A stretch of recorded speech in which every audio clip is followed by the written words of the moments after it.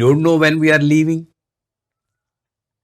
And to cultivate the habit and to train the mind, we need to say as frequently as possible the name of God. If you are remembering God once in a day, too late. Once in 5 hours, reduce that. Once in 5 minutes, once in 2 minutes, once in a minute. If you remember the name of God, you're safe. At least you're almost guaranteed that you recite the name of God while living. Again, you are back to the wheel of karma. Punarapi jananam, punarapi maranam. Shamelessly, we are continuing this journey of life and death. That's how the Vedanta says. So, the dharma at the age of 60 is totally changed. After that, when you reach the age of 80, sannyasa. You don't need to do anything. Just enjoy the nishabda, vacuum. Enjoy the subtle peace in yourself. The world disappears automatically. We have all wasted our life by craving for peace from the world. And we lost our battle. Not only that, in that process, we lost ourselves. Now we realize at the age of 80, Sahasra Chandro Darsanam.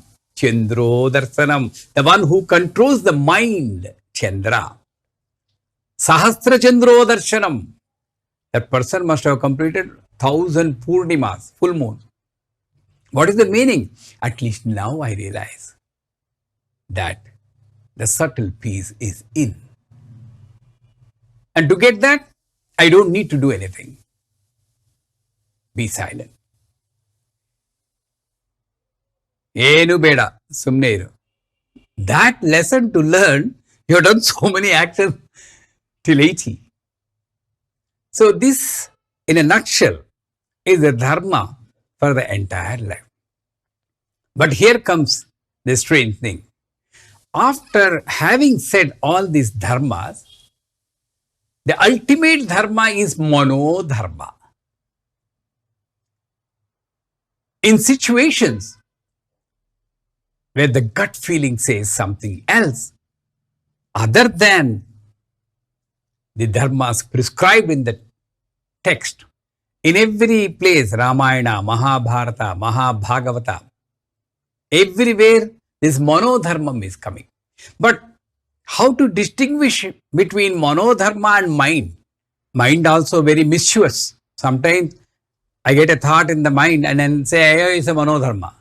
The one who is continuously connected to the universal mother, the monodharmam always prevails. One more word, acharya, is guru. When you accept a shastra as your acharya, when you accept a personality as your acharya, whatever it says, whatever the shastra says, whatever the guru says, it is dharma for you. There is no other dharma than the guru vakya palana. If guru says, we don't need to do any pujas, focus on your family, well, that is the dharma for you, even though what all I have told previously is totally against that. Because in your situation, that is the dharma. In a nutshell, dharma is that kind of lifestyle which has been followed by our ancestors and which has given them progress in all fronts, sarvatomukha abhivuddhi and sarvada manashanti. They never search for peace of mind outside. After that, mukta kesishwaramai. Of course, there was one Sri Vidya Upasaka who let his hair untied. Mukta kesha. That means one who unties the hair. So if you go by the literal meaning, everybody has to untie their hair and go without tying. It's not. Mukta, released. Kesha is the word used with an inner meaning of klesha, pasha, papa. All this connected with the word kesha. Kesha means hair. One of the greatest klesha is Drushtadoshe Vishe Mamutva Krishna Manasa. Chandi part. All the essence of the verse, Dharmacharya, Mukta Keshishra, have been explained in various scriptures. So, Drushtadoshe Vishe Mamutva Krishna Manasa. It says, when you go back, knowing fully well that it is going to give you pain, Krishna Manasa, the tamasic manas will always go towards that. You need to avoid that. That is Mukta Kesha. That means you are free from the dukkha, pain, by going into the past. You should be free from the pain by getting too much attached to personalities, by getting too much attached to things. You can wish to have something, but you should not be in a state, without that my life is meaningless. Only one thing. Without that, without the universal mother, without him, Guru. Guru bina jnaan kahan se paun? Without Guru, there is no life. So, only that you can have that attachment. All other things, you need to limit your attachment. So, sannyasa is not totally leaving everything. To give that amount of value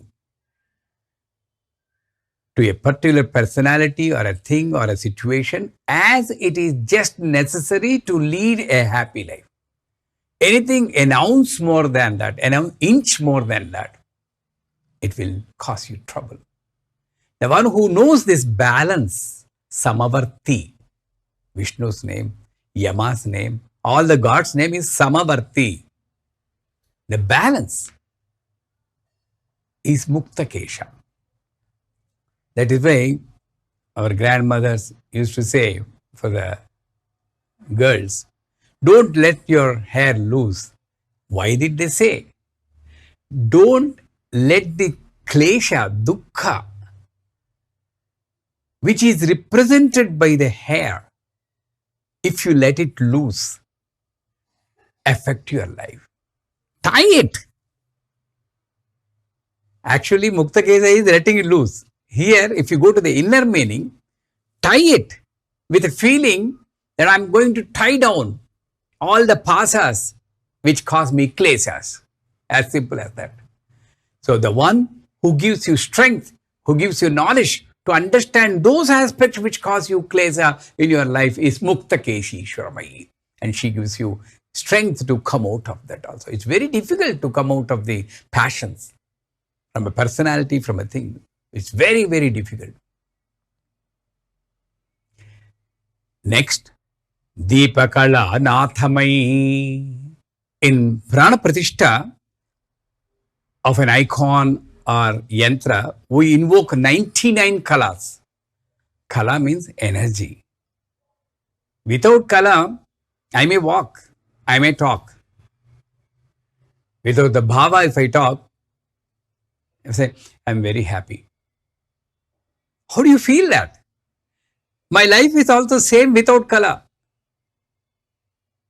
So kala is that energy which gives a value to your life. All the kalas are there. Agni kala, Surya kala, Soma kala, Brahma kala, Vishnu kala, Rudra kala, Ishvara kala, Sadashiva kala, Shiva pada, Shakti pada, Shiva Shakti Samarasya pada, Karuna Rasamrita, Sangeeta Sudhara Samrita, Matru Kshira Dhara, Janma Rahitya, Guru Padaka. So many kalas are there.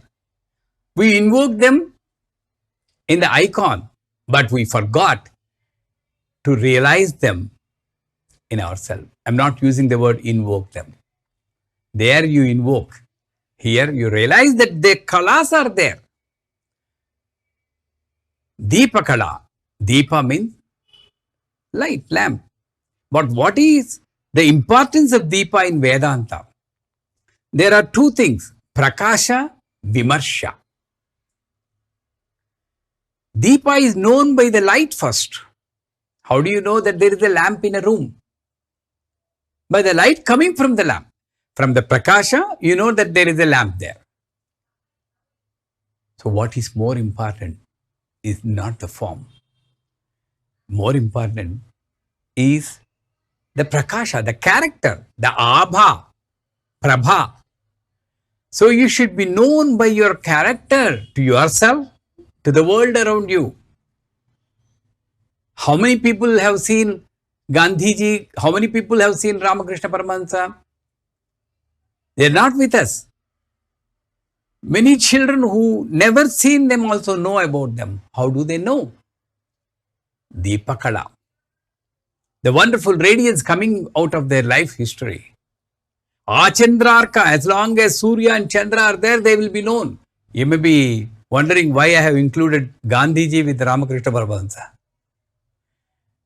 Satyameva Jayate, that's all you need to take essence of it. He followed Satya, that itself is spirituality. Doesn't need to do any big puja. That's why while leaving the body, he said, Hey Ram. What a wonderful life. So Deepakala is that kind of aura or radiance coming out of your life. Shivapada, Shaktipada, Shivashakti Samarasya Pada.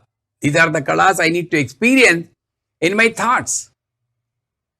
I do realize that I have a male energy which provokes me for doing actions that is necessary,